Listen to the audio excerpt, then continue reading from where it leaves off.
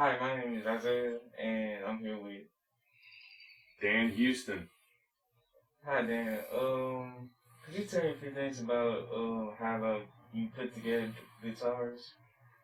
Guitar building is most certainly a precision craft. In all reality, it is a lot of crafts wrapped into one.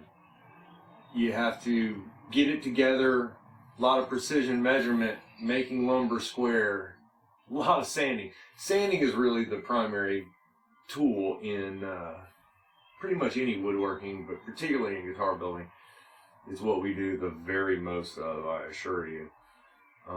Finishing alone is an art form that can be discussed forever and ever and ever. So guitar building is a multidisciplinary art form, let's call it. It is, in the end of the day, it's functional art. Yeah. You can, it's a tool, and it's also a piece of art, and it makes art. Yeah. So, how many years do you think it would take to learn how to really? You never stop learning. Now, I studied 24 years before I began building. That is certainly not the norm. And there's nothing to say that you can't just decide one day to build a guitar and build a guitar. I take the thorough approach and, made sure to get through everything I needed to get through to minimize the number of mistakes. That's the trade. If you want to jump in, you're going to make mistakes. If you thoroughly go through and have somebody instruct you or do all the studying yourself, you minimize those mistakes. Of course, the other side of the token, in my shop, my number one phrase is our ability to cover our mistakes that makes us a craftsman. Got to be able to fix the problems. So, what are sound types of things built into making a guitar? Well, obviously these are solid body electrics, so there are pickups and potentiometers, capacitors, and jacks, basic electronic componentry. The way that you wire them is a factor. Series, parallel, what kind they are. There's a number of factors involved. So just at that level, there are a ton of variables and a ton of things to know.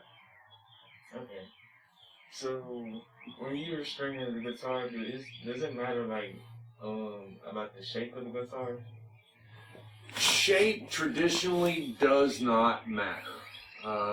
What really matters is, in the case of a fretted instrument, where the frets are and where the bridge is and where the nut is. Everything else is pretty inconsequential. Okay. This is the bridge. It's where the strings terminate. The nut is the other end of where the strings terminate. And frets, this is a fretless instrument, so it does not have them. But frets determine where the string stops in order to make each note. Okay, so with tuning them, how do you tune the guitar? Tuning an instrument, stringed instrument, is done with tension. The string stops at the bridge. There's a method for securing it to the bridge. They vary from instrument to instrument. And then on the other side, you have a tuning key, a tuning machine, which allows the string is wrapped around a post. The tuning key turns that post, tensioning or releasing tension on the string. Then you just determine what note you want your string tuned to and tune it to it.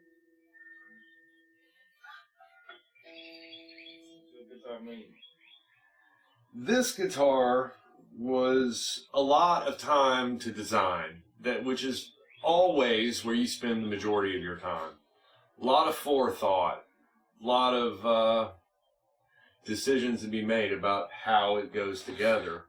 This particular one, some of the wood had to come from Africa. Some of the wood came from Memphis and was cut down by people I know. Some of the wood had to come from Canada. So just gathering wood takes time. Then you have to do some hunting.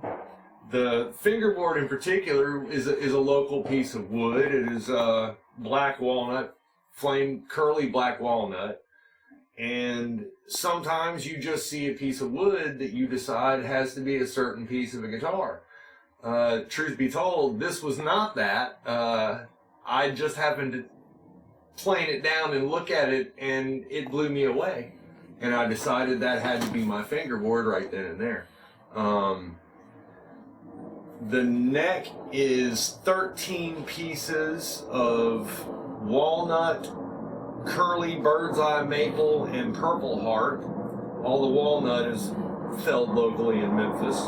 The body is ash, purple heart, and walnut. The ash also was felled in Memphis. So this instrument's about a third local lumber. Obviously, there's a lot of jointing that had to happen to get all the pieces together, a lot of squaring up, a lot of time, a lot of love. And I like to think that it paid off in the end. Okay, so what were you trying to show with the guitar? The concept behind this instrument, the idea was a river flowing down into the ocean. And the walnut, with all its curl and burly fun, kind of reminded me of that river when I saw it. And obviously quilted maple, it looks like waves from overhead. It was a pretty obvious choice to go with that, and then the Bahama blue just finished it off.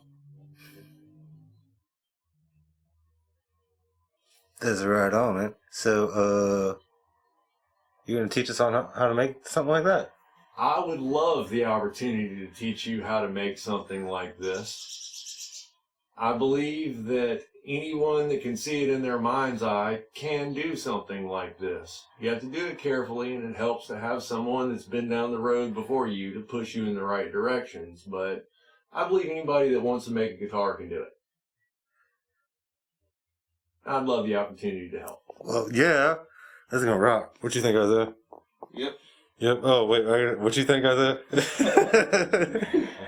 a good idea. All right. I like it. Cool.